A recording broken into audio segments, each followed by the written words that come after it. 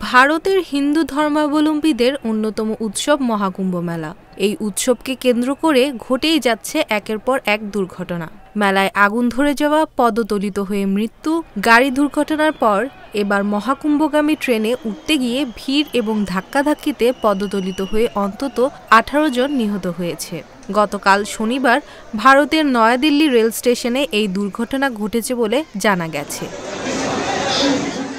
স্থানীয় রেল কর্তৃপক্ষ জানিয়েছে, শনিবার রাতে নয়াদিল্লি স্টেশনে দুটি প্ল্যাটফর্মের কুম্ভমেলার পুণ্যার্থীদের ভিড় ছিল। প্ল্যাটফর্ম দুটিতে ট্রেন দেরিতে আসলে তাড়াহুড়ো করে ট্রেনে উঠতে থাকেন পুণ্যার্থীরা, আর এতেই বাধে বিপত্তি। পদদলিত হয় বহু মানুষ।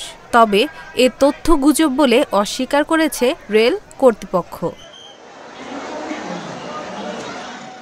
এ ঘটনায় শোক জানিয়েছে ভারতের প্রধানমন্ত্রী নরেন্দ্র মোদী।